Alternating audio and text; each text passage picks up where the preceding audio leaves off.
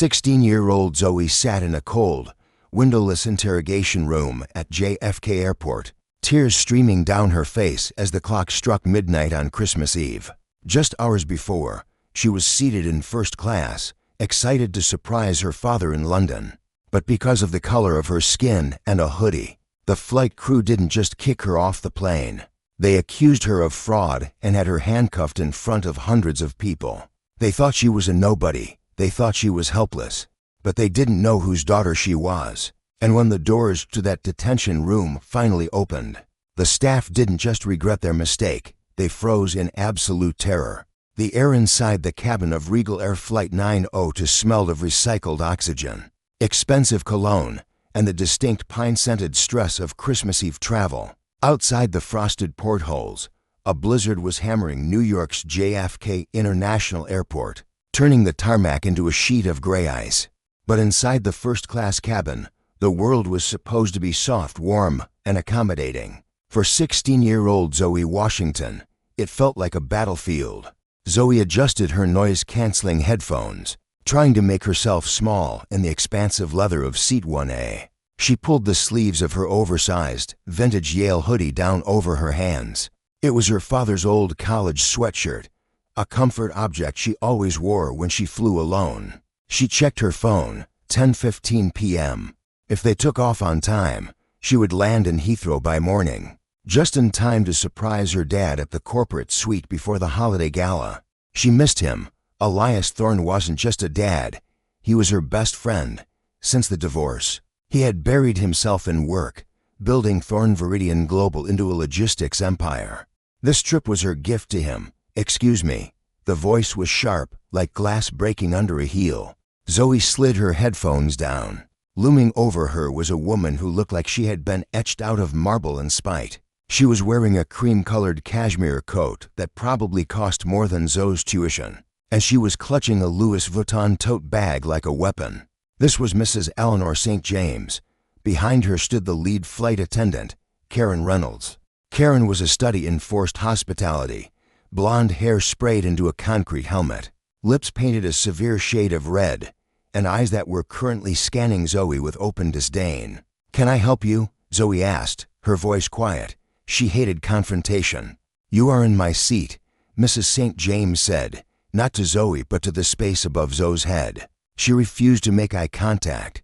"I specifically requested 1A. It is the bulkhead. I need the legroom for my sciatica." Zoe blinked. She reached for her boarding pass, which was tucked into the seat pocket. I think there's a mistake.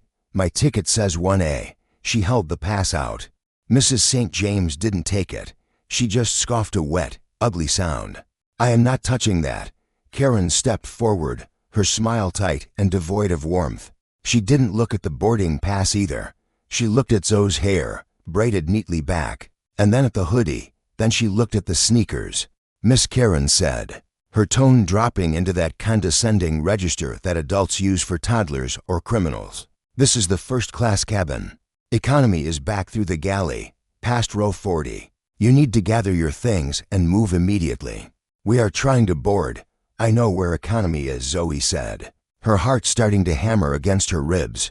"But I have a ticket for this seat. Your dad bought it for me."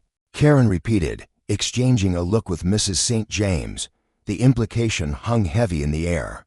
"Sure he did." "Yes," Zoe said, her hands shaking slightly as she tried to thrust the ticket toward the flight attendant again. "Look, Zoe Washington. Seat 1A, JFK to LHR." Karen finally snatched the ticket from Zoe's hand. She stared at it for a long, agonizing second. Then she frowned. She looked at her tablet, then back at the ticket. "This appears to be a system error," Karen announced loudly. Several other passengers in first class were now watching. A businessman in to be lowered his newspaper. A young couple in 3A and 3B paused their conversation. Zoe felt the heat rising in her cheeks. "It's not an error," Zoe whispered. "It has to be." Mrs. St. James snapped. "I have flown Regal Air for 20 years. I am a Platinum Medallion member. I do not get bumped for teenagers in sweatshirts." Karen tapped her earpiece. "Gate agent, this is Reynolds on board 902. I have a duplicate seat assignment in first. I have a passenger here, a minor, claiming 1A. The ticket looks manipulated. Manipulated, Zoe gasped. She stood up, nearly knocking over her water. I didn't manipulate anything. I printed it at the kiosk. Sit down, Karen barked, her customer service mask slipping entirely. Do not raise your voice on my aircraft. I'm not raising my voice. I'm trying to tell you. You are causing a disturbance, Mrs. St. James accused, pointing a manicured finger. She's likely a non-rev. Probably used an employee pass or hacked the app. I've seen it on the news. These kids do anything for a viral video. I'm not a non-rev, Zoe pleaded. She looked around the cabin for help, but the other passengers quickly looked away. No one wanted to get involved. No one wanted to risk their own flight being delayed on Christmas Eve. Karen handed the boarding pass back to Zoe as if it were contaminated. I need you to grab your bag. You are holding up the flight. I am moving you to row 42, middle seat. It is the only seat left. No, Zoe said, surprising herself. She sat back down and buckled her seatbelt. I paid for the seat. My father paid $6,000 for the seat. I am not moving to row 42. The silence that followed was deafening. Karen Reynolds' face turned a shade of crimson that clashed with her scarf. She leaned down, her face inches from Zoe's. Listen to me, you little brat. You are going to move, or I am going to have you removed. And if I have you removed, you won't be going to London. You'll be going to a cell. Call them, Zoe challenged, tears pricking her eyes, but her chin held high. Call them, my dad will fix this. Oh, I'm sure Daddy will, Karen sneered. She stood up straight and pressed the button on her intercom. Captain, we have a security situation in the first-class cabin. Passenger refuses to comply with crew instructions, requesting ground security immediately. Mrs. St. James smirked, smoothing the front of her coat. Good. Get the trash off the plane so we can leave. Zoe stared out the window at the falling snow, her hands gripping the armrests so hard her knuckles turned white. She wished she had called her dad earlier. She wished she wasn't alone, but mostly she wished that for once, people would see her and not just a stereotype they wanted to erase. 10 minutes later, the heavy thud of boots on the jet bridge signaled the end of Zoe's trip. 2 officers from the Port Authority boarding unit boarded the plane. They were big men wearing neon yellow vests over their uniforms. Shaking the snow off their shoulders, they looked annoyed. Christmas Eve was the worst shift of the year, and they clearly wanted this resolved in seconds. Officer Miller, the lead, walked straight to Karen. What's the problem? Karen put on her best distressed victim face. This passenger, she pointed at Zoe, has a fraudulent ticket. She refuses to vacate the seat for the rightful owner, Mrs. St. James here, and has become belligerent with the flight crew. She threatened me. I did not threaten you. Zoe cried out. Miller snapped at Zoe. He turned back to Karen. Fraudulent ticket must be, Karen said smoothly. She's a minor traveling alone, claiming a full fare first-class seat. The system shows Mrs. St. James should be here. When I asked the girl to move to her correct seat in economy, she became aggressive. It was a lie, a bold, verifiable lie. But in that moment, truth didn't matter. Authority mattered. Miller turned to Zoe. He didn't see a terrified 16-year-old girl. He saw a problem delaying a Boeing 707. Let's go up. Can I just show you my email confirmation? Zoe begged, reaching for her phone. Hands where I can see them, Miller shouted, his hand dropping to his belt. Do not reach for anything, it's just my phone. Stand up now. Miller grabbed Zoe by the upper arm. His grip was bruising. He yanked her out of the seat. Zoe stumbled, her foot catching on the leg of the seat. She cried out in pain as her ankle twisted. She's resisting, Mrs. St. James squealed from the aisle, clutching her pearls. Did you see that? She tried to kick him. I tripped. Zoe sobbed. Turn around, Miller ordered. Before Zoe could process what was happening, he twisted her arms behind her back. The cold steel of handcuffs clicked onto her wrists. A collective gasp went through the cabin. Handcuffing a 16-year-old girl over a seat dispute. Even the businessman in to-be looked uncomfortable now. Hey, he murmured. Is that necessary? Stay out of it, sir. Federal regulations. Interference with a flight crew, the second officer warned. Zoe felt her world crumbling. The handcuffs bit into her skin. The shame was hot and liquid, pouring through her veins. She was being paraded down the aisle like a violent criminal. "My bag," Zoe whispered, tears streaming down her face. "My laptop, my dad's gift." "We'll bring it off," the second officer grunted. He grabbed her backpack from the overhead bin and tossed it carelessly onto the floor of the galley. As Miller shoved her forward, Zoe locked eyes with Karen Reynolds one last time. The flight attendant was smiling a small, victorious smirk. She had won. She had exerted her power and put the girl in her place. "Have a Merry Christmas," Karen whispered as Zoe was pushed past her. Zoe was marched off the plane, out of the warm cabin and into the freezing jet bridge. The cold air hit her wet face like needles. They didn't stop at the gate. They walked her through the terminal, past staring families, past kids eating McDonald's, past the Christmas decorations that mocked her with their joy. People pulled out their phones. Zoe saw the flashes. She saw the lenses pointed at her. She ducked her head, trying to hide her face with her shoulder. But the handcuffs made it impossible to cover herself. She knew this would be online in minutes. Black teen arrested at JFK Airport meltdown. No one would know the truth. They took her to a holding room in the basement of Terminal 4. It was a sterile concrete box with a metal table and 3 chairs bolted to the floor. The air conditioner was blasting, making the room freezing cold. "Sit," Miller said, pushing her into a chair. He uncuffed one hand, only to secure it to the metal bar on the table. "Please," Zoe said, her voice trembling so much she could barely speak. "I need to call my father. I'm a minor. You can't question me without a guardian." "You should have thought about that before you tried to scam a flight," Miller said, sitting across from her and opening a laptop. "We're running your prints. We're going to find out who you really are. Check for warrants. If that ticket was bought with a stolen credit card, which I'm betting it was, you're looking at federal fraud charges. It wasn't stolen. My name is Zoe Washington. My father is Elias Thorne." Miller paused. He looked at his partner. Then they both burst out laughing. "Elias Thorne," Miller wheezed, "the shipping magnate, the CEO of Thorne Viridian." "Yes, right," Miller said, wiping his eye.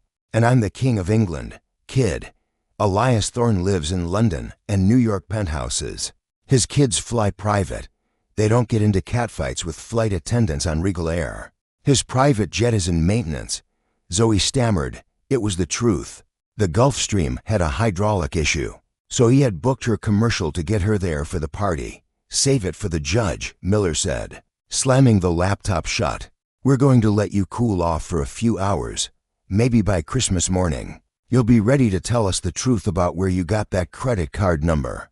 They walked out. The heavy metal door slammed shut. The lock clicked. Zoe was alone. She laid her head on the cold metal table and sobbed until her chest ached. She felt small. She felt erased.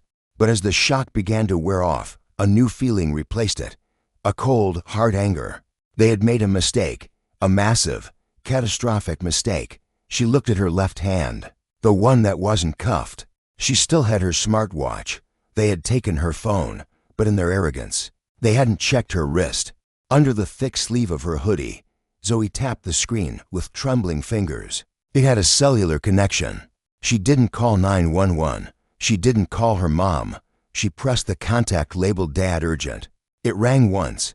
Zoe, her father's voice was warm, expecting a just-landed update. "Are you in the air? I was tracking the flight. It looks like it's still on the tarmac." "Dad," Zoe choked out, her voice breaking. "Dad, they took me off the plane. I'm in handcuffs." The silence on the other end of the line was terrifying when Elias Thorne spoke next. His voice wasn't warm. It was a low, guttural growl that sounded like thunder rolling in from the distance. "Who Regal Air?" "The police. They said I stole the ticket. They hurt my arm, Dad. They put me in a cell." "Zoe," Elias said, his voice terrifyingly calm, "listen to me very carefully. Do not say another word to anyone. What room are you in?" "I don't know. Basement, Terminal 4. Security holding." "I am in London," Elias said, "but I am turning around. I am taking the chopper to the airfield now. I will be there in 4 hours. But Zoe, yes, I'm not coming alone." The line went dead. Zoe stared at the watch. She wiped her tears. She sat up straight. She wasn't just a scared kid anymore. She was the daughter of Elias Thorne. And the storm was coming. While Zoe sat shivering in the holding cell, Regal Air Flight 902 was finally pushing back from the gate. In the first-class cabin, the mood was lighter. Mrs. Elena St. James was happily ensconced in Seat 1A, sipping a glass of pre-departure champagne. She had spread her magazines out on the empty seat next to her. "So sorry about that unpleasantness," Karen Reynolds said, kneeling beside Mrs. St. James to refill her glass. "We prioritize the comfort of our loyal members. It's just a shame what the world is coming to." Mrs. St. James sighed, taking a sip. "Kids these days have no respect. Trying to steal a first-class seat. The audacity. You handled it beautifully, Karen." "Thank you, Mrs. St. James. I'll make sure to note this in my report so you aren't bothered by any inquiries." As the plane taxied to the runway, Karen felt a vibration in her pocket. It was her personal phone. She ignored it. It buzzed again and again, a relentless stream of notifications. She frowned and slipped into the galley. Pulling the curtain shut, she checked her screen. It was a text from her friend Jessica, who worked the gate at Heathrow. "Karen, did you kick a girl off Flight 902? Karen typed back, "Yeah, some scammer kid." Why 3 dots appeared. They danced for a long time. Then the reply came, "Turn your Wi-Fi on." "Check Twitter now." Karen furrowed her brow. She connected to the plane's onboard Wi-Fi. She opened Twitter X. The #1 trending topic in the United States was boycott Regaler. Karen's stomach dropped. She clicked the hashtag. The first video was grainy, shot from a passenger's phone in row 2. It showed Karen screaming at Zoe. It showed Zoe politely showing her ticket. It showed Officer Miller twisting Zoe's arm. It showed the handcuffs. But it was the caption that made Karen's blood run cold. The tweet was from tech titan Elias Thorne. It read, "My 16-year-old daughter was just assaulted, handcuffed, and kidnapped by Regular staff and JFK security while traveling to see me for Christmas. She has been held without counsel. I am in the air. God help anyone who is still standing in my way when I land. This is war." The tweet had been posted 14 minutes ago. It already had to point for million likes. Karen's hands started to shake. She dropped her phone. It clattered onto the galley floor. "Everything okay?" Karen, a junior flight attendant, asked, peeking in. Karen couldn't speak. She could only stare at the wall. Elias Thorne, the logistics billionaire. The man whose company handled 40% of Regal Air's cargo freight. The man who could bankrupt the airline with a single contract cancellation. She had just arrested his daughter. "Stop the plane, Karen," she whispered. "What? Stop the plane?" Karen screamed, her voice cracking. "Tell the captain we have to go back to the gate. We are numbered for takeoff, us Karen." "We can't if we take off," Karen hissed, grabbing the junior attendant by the lapels. Her eyes wide with panic. "We are all going to lose our jobs, maybe our lives. Turn this plane around now." Elias Thorne did not fly commercial. He did not wait in lines. And he certainly did not allow the world to hurt his daughter without exacting a price. That would leave a crater in the ground. High above the Atlantic, the sleek black fuselage of a Sikorsky S-76 helicopter cut through the snowy night. Like a jagged knife. It wasn't his usual jet that was grounded, but Elias had called in a favor from a competitor, paying triple the charter fee to have the bird airborne within 20 minutes of Zoe's call. Inside the cabin, the atmosphere was pressurized, not by the altitude, but by the sheer radiating fury of the man. Strapped into the leather bucket seat, Elias Thorne was a man who usually projected calm control. He was known in the boardroom for his silence, his ability to let others talk themselves into a trap. But tonight, the silence was different. It was the low pressure before a hurricane. He was staring at his tablet. On the screen was the live feed from the body camera of a Port Authority officer, footage that his head of cybersecurity, a terrifying woman named Cypher, had acquired remotely only minutes ago. He watched for the 10th time the footage of Officer Miller yanking Zoe out of her seat. He watched her stumble. He heard her cry out in pain. He saw the fear in her eyes, the specific heartbreaking fear of a child who realizes that the adults in the room are not there to help her but to hunt her. Sir, his chief of staff Marcus. No, not Marcus. Let's use Arthur, said tentatively from the seat across. Arthur was holding a satellite phone that was ringing incessantly. I have the CEO of Regal Air, Mr. Sterling, on line 1. He sounds frantic. He says he's been trying to reach the station commander at JFK, but the lines are jammed. Hang up, Elias said. His voice was dead flat. Sir, it's David Sterling. He's offering a direct apology. He says he's authorizing an immediate release and a settlement offer. I said hang up. Elias repeated, finally looking away from the screen. His eyes were dark-rimmed with the exhaustion of a workaholic, but burning with a cold fire. I don't want his apology, and I don't want his money. I want his infrastructure, I want his staff, and I want the names of every single person who touched my daughter. Arthur swallowed hard and ended the call. How far out are we? Elias asked. 6 minutes to the tarmac. The pilot has received clearance to land directly at the General Aviation Terminal. But well, we're not going there. No, Elias said, adjusting his cufflinks. They set us down on the tarmac of Terminal 4 right next to Gate B12. Sir, that's a restricted commercial zone. Air traffic control will never. I own the logistics contract for the fuel trucks that service that airport. Arthur, if they deny my landing, the fuel stops flowing at midnight. Tell them that. Arthur nodded, typing rapidly. Done. Meanwhile, back at JFK, the situation was deteriorating into chaos. Karen Reynolds was currently standing in the galley of Flight 902, which had returned to the gate, but was being held in a holding box on the taxiway. The pilot had refused to dock the plane until the security threat was clarified. But the real reason was that the ground crew was paralyzed. News vans were already surrounding the perimeter of the airport. The tweet from Elias Thorne had gone nuclear. It wasn't just a viral moment. It was a global incident. Major news networks had interrupted their Christmas broadcasts. Billionaire's daughter detained. Profiling or protocol flashed across screens from Times Square to Tokyo. Inside the cabin, Mrs. St. James was no longer sipping champagne. She was frantically refreshing her phone. Her face pale, she had been doxxed. Someone on the internet had identified her from the background of another passenger's video. Her Instagram comments were being flooded with thousands of angry messages. This is ridiculous. She hissed at Karen. Why aren't we moving?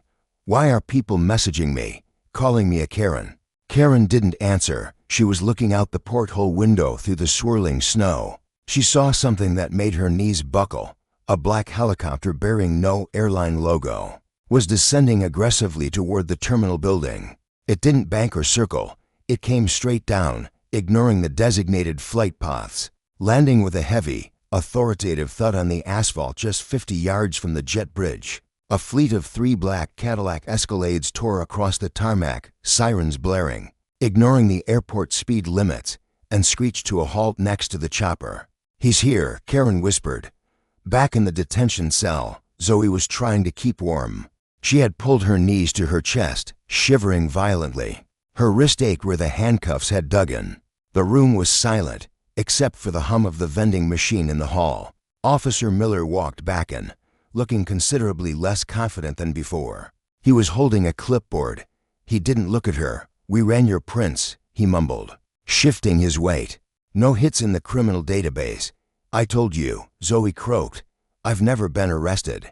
Yeah, well, Miller grunted. We still have the issue of the fraudulent ticket. The airline is filing a formal complaint. We're waiting for the fraud unit to verify the credit card. My dad is coming, Zoe said softly. Miller rolled his eyes. Look, kid, I checked the flight logs. There are no private jets scheduled to land in this weather. Your dad isn't Superman. You're going to be here until morning when the juvenile advocate arrives, so get comfortable. Suddenly, the heavy steel door to the outer hallway banged open. It wasn't a normal open. It was the sound of a door being hit with enough force to dent the wall. Stop! Loud shouting voices. Sir, you cannot be back here. This is a secure federal area. Get out of my way. The second voice was baritone, calm, and terrifyingly familiar. Miller frowned. He put his hand on his holster instinctively.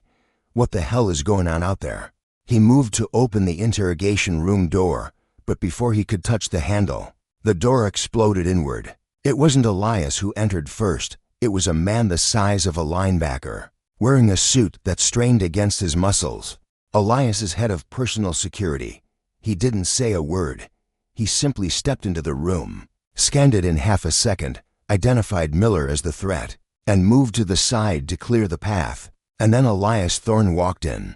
He was wearing a long charcoal wool coat, the collar turned up against the snow that still clung to his shoulders. He didn't look at Miller. He didn't look at the walls. His eyes locked instantly.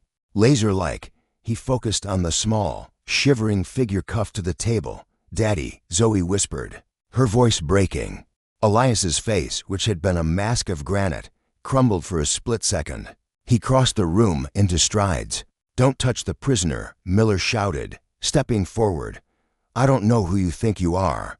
Elias didn't even turn his head. He simply extended his arm, his hand hitting Miller's chest with the force of a battering ram, shoving the officer back against the wall. "If you speak again," Elias said, his voice dropping to a whisper that carried more weight than a scream, "I will have you indicted for kidnapping before you can draw your next breath." He knelt beside Zoe, his hands, usually so steady, trembling as he cupped her face. "Zoe, are you hurt?" "My wrist," she cried, holding up the hand cuffed to the table. "And they hurt my shoulder when they pulled me." Elias looked at the metal cuff securing his daughter to the table like an animal. He looked at the red welts on her wrist. He slowly stood up and turned to face Miller. The room seemed to drop 10 degrees in temperature. "Unlock her," Elias said. Miller was panting, his hand hovering near his taser. He was a bully, and like all bullies, he was brave only until he met a bigger predator. And he was realizing, with dawning horror, that he was in a cage with a T-Rex. "I can't," Miller stammered. "Procedure, she's a suspect in a federal fraud case. We have to wait for Arthur," Elias said, not looking away from Miller. Arthur stepped into the room, holding a tablet. "I have the Department of Homeland Security Secretary on video call, sir." Elias took the tablet and shoved it into Miller's face. On the screen, a very tired, very angry-looking man in a suit was sitting in a home office. "Officer Miller," the secretary barked, "you are to release that child immediately. You are to surrender your badge and your weapon to your commanding officer, and you are to remain in that room until the FBI arrives to take your statement regarding a civil rights violation." Miller's face went gray. He looked from the screen to Elias, then down at his keys. His hands shook so badly he dropped them twice before he managed to get the key into the lock. The cuff sprang open. Zoe pulled her hand back, rubbing the raw skin. Elias immediately pulled her into his arms, wrapping his heavy wool coat around her, shielding her from the cold, from the room, from the world. "I've got you," he murmured into her hair. "I've got you, Zoe, it's over." But as he held her, looking over her shoulder at the terrified officer, his eyes said something very different. "It hasn't even started." The hallway outside the interrogation room had turned into a makeshift command center. What had been a quiet basement corridor 5 minutes ago was now filled with men in suits, airport administrators, and a terrified-looking police captain, who had just arrived from his Christmas dinner, still wearing a festive tie, emerged from the room. Elias Thorne emerged from the room, his arm tightly around Zoe's shoulders. He was supporting her weight. She was limping slightly, favoring the ankle she had twisted on the plane. As they stepped out, the entire corridor went silent. It was the kind of silence usually reserved for funerals or bomb diffuses.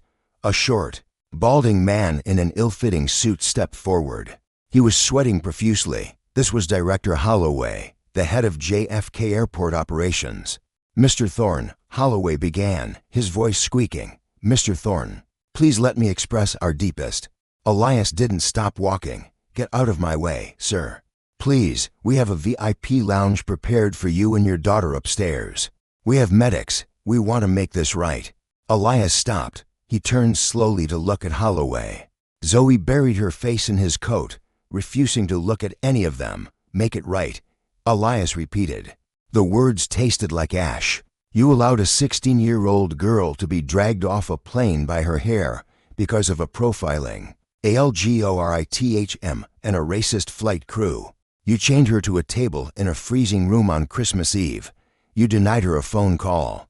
He scanned the faces of the staff lining the hallway, flight crew from other airlines, police officers, administrative staff. They were all watching. Some had their hands over their mouths. "There's no making this right," Elijah said, his voice projecting down the hall. "There's only consequences, and I am going to be the architect of yours." "We were just following protocol," a voice said from the back. It was Karen Reynolds. She had been brought down from the plane by the port authority to give a statement, and she was standing near the exit, looking defiant despite her fear. She clearly hadn't grasped the magnitude of the situation yet. She still thought this was a customer service dispute. Elias's eyes snapped to her. "Protocol," he handed Zoe gently to Arthur. "Hold her for a moment." Elias walked toward Karen. The crowd parted like the Red Sea. He stopped a feet from her. He towered over her, but he didn't raise his voice. He didn't need to. "You," Elias said. "You're the one who called her a fraud." She was in a seat she didn't look like she could afford. Karen said, her chin trembling but held high, "I have a responsibility to protect the integrity of the first-class cabin." "The integrity," Elias repeated. He reached into his pocket and pulled out his phone. He tapped the screen and held it up. It was a livestock ticker for Regal Air. "Do you know what this is, Miss Reynolds?" She stared at the screen. The line was plummeting. A red cliff dropping straight down. "That is your company's stock price in the last 30 minutes. Since I made public what you did to my daughter, Regal Air has lost $400 million in market cap. Institutional investors are dumping the stock. Your major cargo partners and my companies have just initiated a freeze on all contracts." Karen's eyes widened. She looked at the screen, then at Elias. "You didn't just ruin a teenager's night," Elias said softly. "You just bankrupted your airline. You have cost 40,000 people their potential year-end bonuses. You have destroyed the pensions of your colleagues because you didn't like my daughter's hoodie." A gasp went through the staff in the hallway. The other Regal Air employees looked at Karen with dawning horror. They weren't looking at Elias as the villain anymore. They were looking at Karen as the anchor that was dragging them all down. "And as for you personally," Elias continued, leaning in closer, "I have a team of 12 lawyers filing a civil suit against you for defamation, assault, and emotional distress. By the time I am done, you will not only be unemployed, you will be unemployable. You will lose your house, you will lose your car. You will spend the rest of your life working to pay off the judgment I am going to win against you." Karen burst into tears. The facade finally cracked. I didn't know who she was." "That is exactly the point," Elias roared, the sudden volume making everyone jump. "You shouldn't have to know who she is to treat her like a human being. If she had been a janitor's daughter, would it have been okay? If she had been nobody, would you have been right?" Karen sobbed, covering her face. Elias turned his back on her. He walked back to Zoe and took her gently from Arthur. "Let's go home, Zoe." They walked toward the exit, but the doors were blocked by a new group of people. "It was Mrs. Eleanor," said James, flanked by 2 airport police officers who were escorting her off the premises. Not because she was arrested, but for her own protection. The mob outside was chanting her name. Mrs. St. James saw Elias. She saw the expensive coat. She saw the power. She recognized the look of a fellow elite. "Mr. Thorne," she called out, stepping forward, ignoring the tension. "Mr. Thorne, surely you understand I am the victim here. My flight was delayed. I was harassed. Your daughter?" Elias stopped. He looked at Mrs. St. James with a look of pure biological curiosity, as if she were a fascinatingly ugly bug. "You are the woman who wanted seat 1A, Elias said. "Yes, I have sciatica. I am a platinum member." "Arthur," Elias said. "Yes, sir. By the bank that holds her mortgage." Mrs. St. James froze. "Excuse me?" "You heard me," Elias said, looking at Arthur. "Find out who holds the mortgage on her penthouse. On Park Avenue, by the note, and then foreclose on it immediately. Use the morality clause in the lending agreement for conduct unbecoming of a resident, bringing shame to the building. I want her on the street by New Year's. You can't do that." Mrs. St. James shrieked. "Do you know who I am?" "I know exactly who you are," Elias said, guiding Zoe past her. "You're homeless, As they pushed through the double doors and into the biting cold of the winter night, the flashes of the paparazzi blinded them. Hundreds of cameras, thousands of screaming protesters who had mobilized via social media. They were chanting Zoe's name. Zoe shrank back, overwhelmed. "Look up, Zoe." Elias whispered in her ear, "Don't hide. You didn't do anything wrong. Let them see you. Let them see what they tried to break." Zoe took a deep breath. She looked at her dad. She saw the tear track drying on his cheek. She looked at the crowd. They weren't angry at her. They were fighting for her. She straightened her spine. She pulled the hood of her Yale sweatshirt up, not to hide but as a crown. She walked through the gauntlet of cameras, holding her father's hand, leaving the wreckage of Regal Air behind her. But the story wasn't over. The karma had only just begun. The legal system moves slow, but Elias Thorne moved fast, and he had one more stop to make before Christmas morning. Christmas morning broke over New York City with a blinding, brilliant sun reflecting off the snow. But there was no warmth to be found in the executive boardroom of Regal Air. The room was located on the 40th floor of a skyscraper in Midtown Manhattan. Usually, this room was a sanctuary of corporate power, mahogany tables, Eames chairs, and a view that cost $1,000 a square foot. Today, it smelled of stale coffee and fear. David Sterling, the CEO of Regal Air, sat at the head of the table. He looked like he hadn't slept in a week, though it had only been 12 hours since the incident. Around him sat the board of directors, their faces grave. At the opposite end of the table sat Elias Thorne. He was alone. He hadn't brought a lawyer. He hadn't brought an assistant. He sat with his hands folded on the table, perfectly still. "Mr. Thorne," Sterling began, his voice hoarse, "we have drafted a settlement proposal. We are prepared to offer Zoe and yourself a sum of $10 million, along with a formal public apology and the immediate termination of the flight attendant involved. Miss Reynolds." Sterling slid a thick folder across the mahogany. Elias didn't look at it. He didn't blink.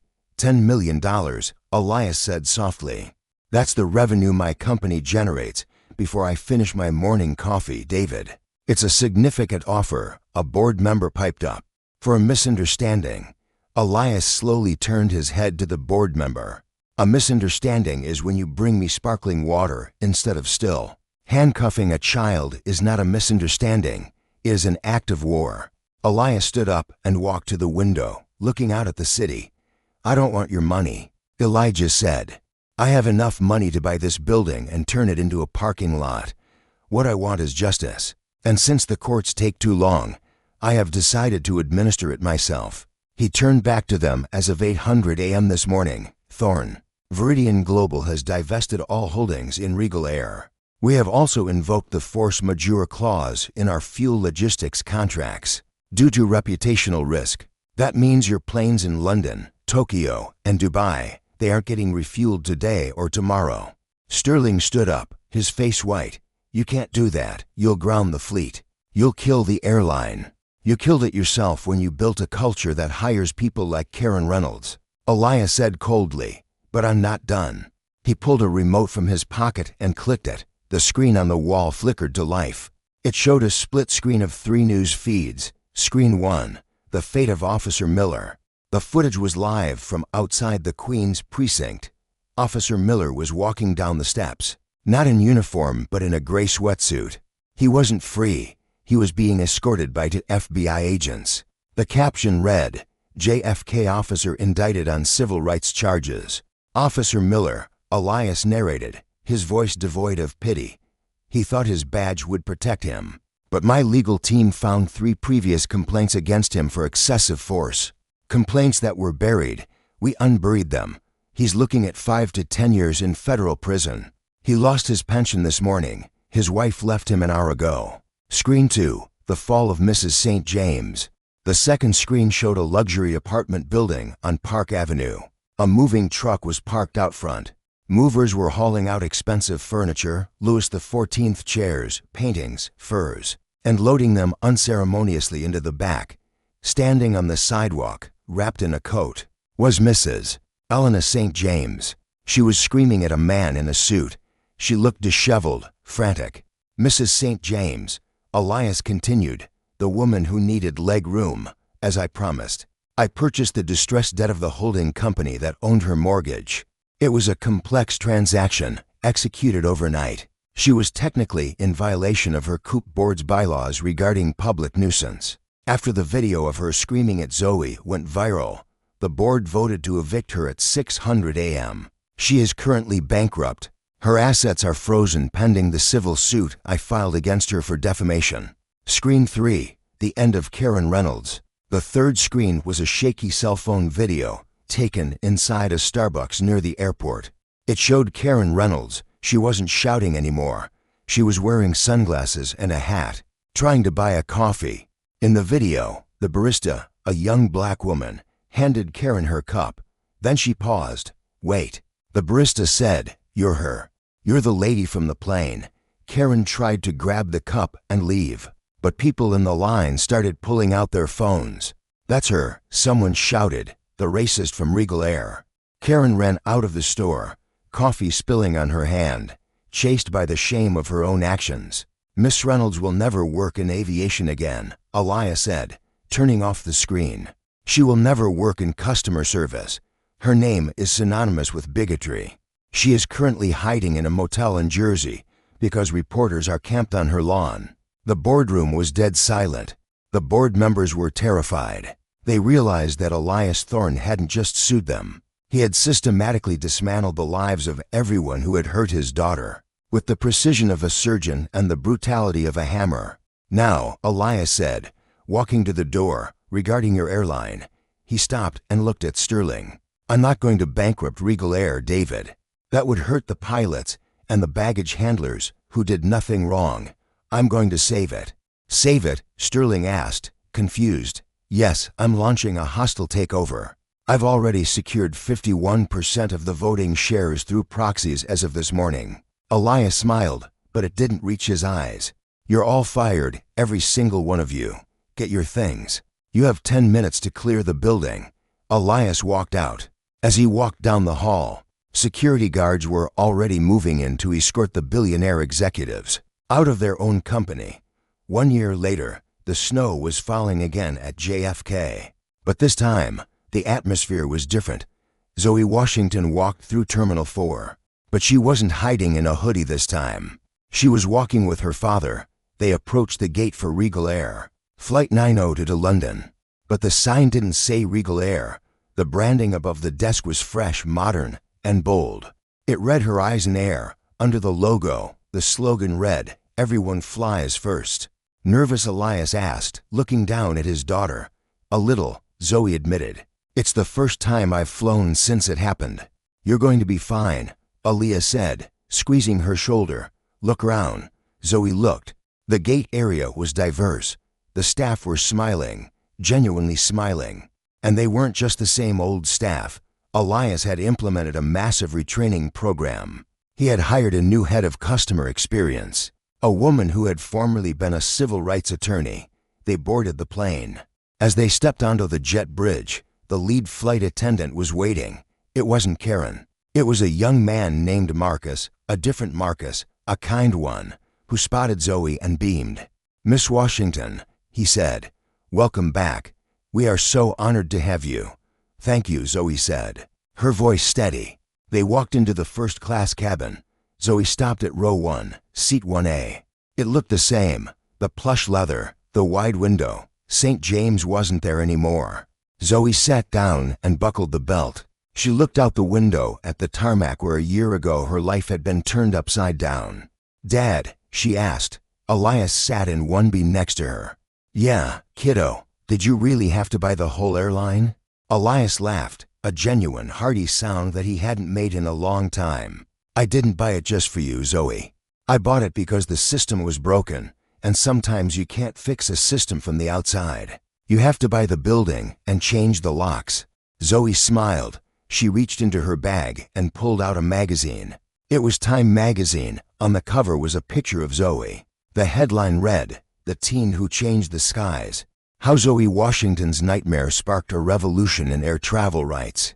Zoe wasn't just a victim anymore. In the last year, she had started the Washington Foundation, a non-profit funded by her settlement money. They provided free legal counsel to travelers who were profiled or harassed by airport security. She had spoken at Congress. She had turned her trauma into a shield for others. The plane began to taxi. As they gathered speed, Zoe felt the fear rise up in her chest for a second. The memory of the handcuffs, the shouting. But then she looked at her dad. She looked at the diverse crew. She looked at the magazine in her lap. She took a deep breath. The plane lifted off the ground, soaring up through the snow, punching through the gray clouds until they broke through into the dazzling, blinding sunlight above the world below. The Mrs. St. James is the Karens. The officers. Miller was small and insignificant now. They were left behind in the cold. Zoe Washington was flying, and this time nobody was going to stop her. And that is how one act of hate cost a Karen her career, a billionaire his airline, and gave a young girl the power to change the world. They thought they were crushing a helpless teenager, but they forgot the most important rule of the jungle. Never mess with a cub when the lion is watching. What would you do if you were in Manila is Thorne's shoes? Would you have bought the airline? Or done something even worse? Let me know in the comments below if you enjoyed this story of extreme karma and justice. Please smash that like button. It really helps the channel, and hit subscribe and the notification bell so you never miss a story. Thanks for watching, and see you in the next one.